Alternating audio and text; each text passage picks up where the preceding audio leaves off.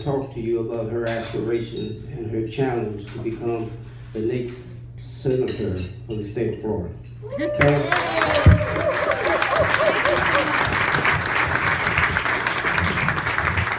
Thank you. I hope you guys don't mind. I don't do great behind podiums that kind of get in the way. So first of all, thank you for that wonderful introduction. Thank you to Flagler County for welcoming me. This is my first time up here, and I know it will not be my last. As mentioned, my name is Pam Keith, and I am a Democratic candidate for the United States Senate. As fact would have it, I am the first African-American woman in the history of our state to run for the United States Senate.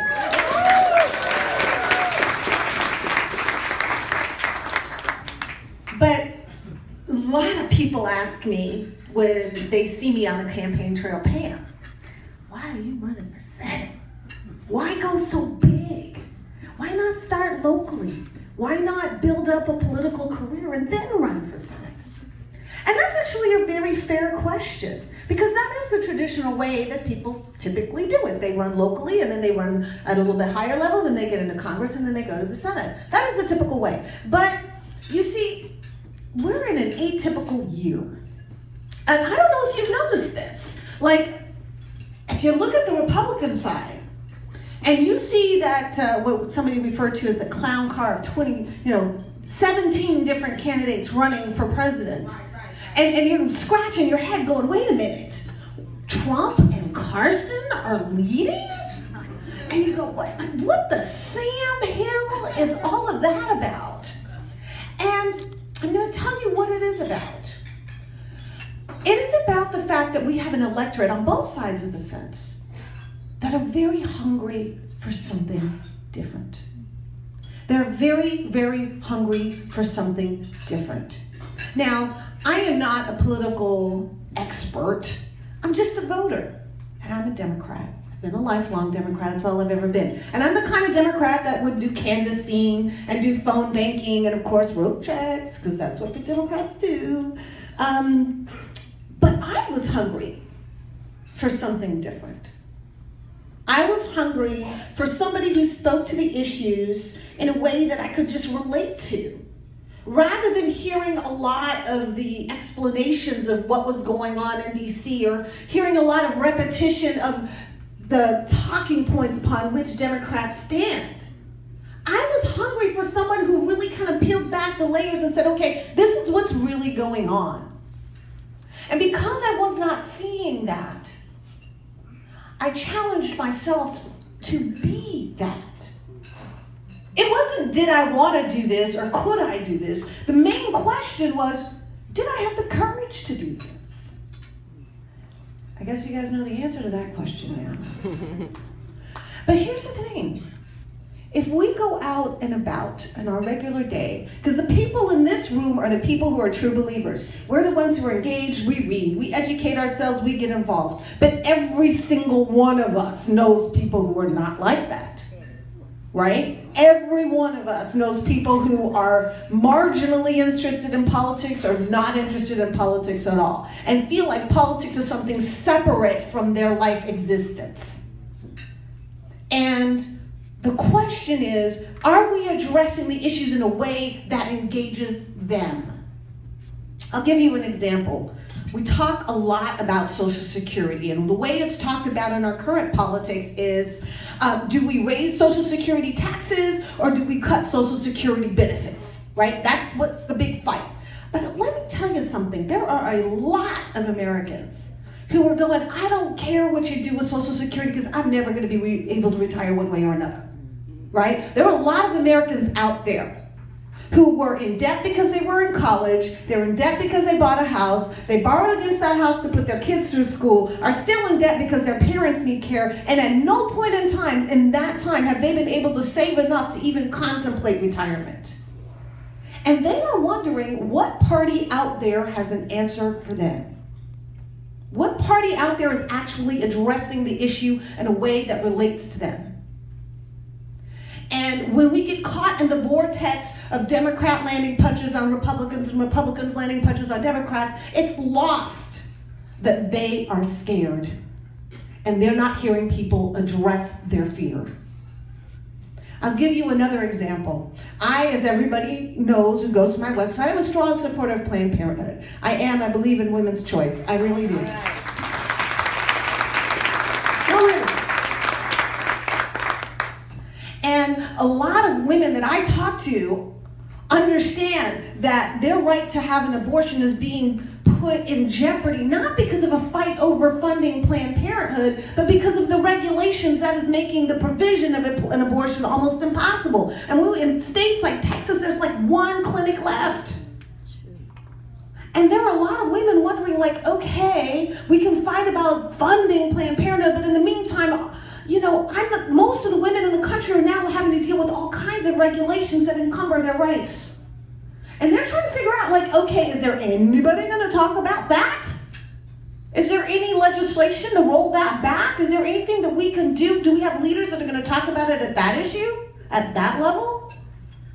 And they're looking for leaders who are going to stand up and say, you know what? I'm tired of playing defense on Planned Parenthood. It's about time we play some offense. Mm-hmm.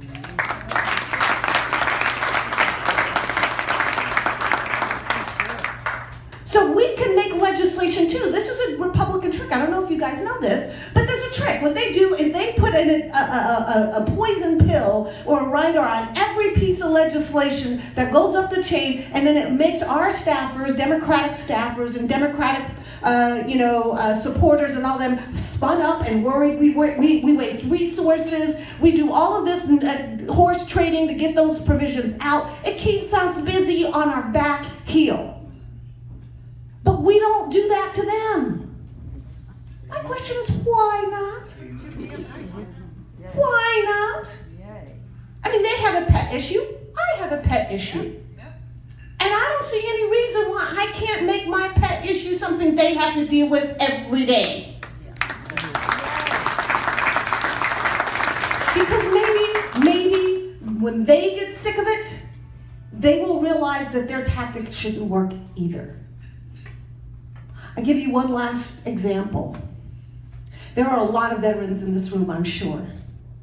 I am a veteran, I am a proud veteran. No greater honor than to put on the uniform to defend your country. I served for 2 years in Bahrain. My job was to defend Marines and sailors who got themselves into trouble. I like to call them wayward and misunderstood. But my mission was to serve those units that were policing Saddam Hussein. Those of you can remember, we had those no-fly zones and marine interdiction. We were stopping him smuggling oil. All of that was monitored by our guys. And our guys put themselves in harm's way to do that. They were very, very far from their families.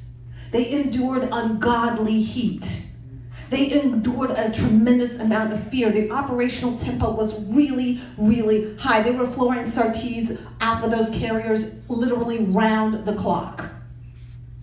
For 6 months at a time, sometimes even longer. And when those guys got home, they ended up having to deal with a VA that treated them in just horribly. And I tell you, that is not something that I'm going to tolerate on my watch. Now, you say, Pam, okay, well, what are you going to do that's different? Well, I'm going to change one fundamental thing. Those of you who have ever had to deal with the VA, you know that the presumption is that it is the incumbent on the sailor, the soldier, the Marine to prove that they are entitled to military benefits. So you make the claim, and then they say, okay, go find your paperwork, and go get your affidavits, go get your medical records, and then bring them to us. And we'll evaluate them. And if we think you should have your benefits, you will. And if we think not. And then you get to appeal, which will take another 2 years. Right? And in the meantime, you need help. So what if we change that? I propose that we change the presumption. If you file a claim for benefits, they have 90 days to prove that you're not entitled to it.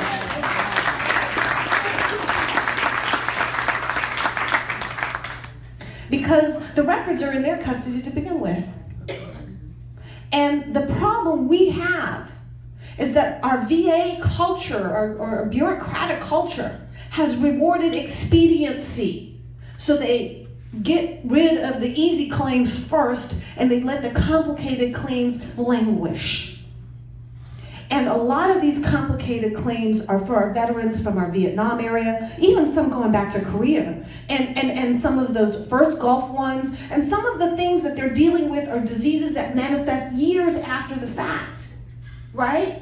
Like cancers, like heart diseases, things that were exacerbated by their service, and they're like required to connect the dots and prove that it's service related. Well, hey, if you get cancer that got anything to do with your heart and your internal systems, and you were exposed to munitions and things exploding all over you, then why can't the government prove that it's not correlated?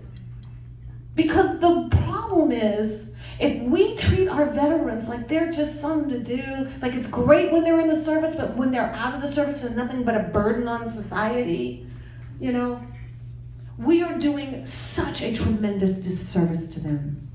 It is un-American. And I'm not going to tolerate it. So when I talk about what I plan to do, I talk about it at a level that they correlate to, because that's their existence. It's not a talking point. I'm not going to stand for veterans or stand for the middle class. I'm going to give specific proposals about how to make it better, because that's how you reknit the trust between those out there and our party. I grew up as a lifelong Democrat. And I remember my parents teaching me about being a Democrat. They were so very proud that this was the party, the people that formed this nucleus of a party were the people that were willing to march. They were people who got on buses in New Jersey and like went down to like Alabama. Like they were Jewish and they were white and Catholic and Irish, and they were from all walks of life. These were people that fought for minimum wage, for women's rights, for gay rights, and they were like, we're the good guys. And that's something to be proud of. And I'm just saying it's about time we reclaim that mantle. We're the good guys.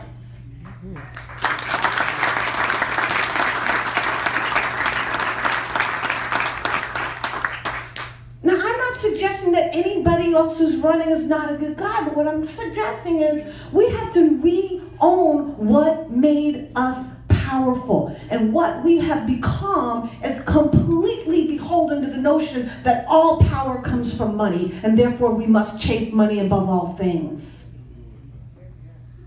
The reality is we changed this globe on nothing but people power. From people who had no money at all. No money at all. But what they had was humility, and what they had was kindness, and what they had was courage, and what they had was the ability to influence others by their righteous moral standing. That's who we used to be, and we won that way. And I'm here to tell you that we can win that way again. My name is Pam Keith, and I am running for U.S. Senate.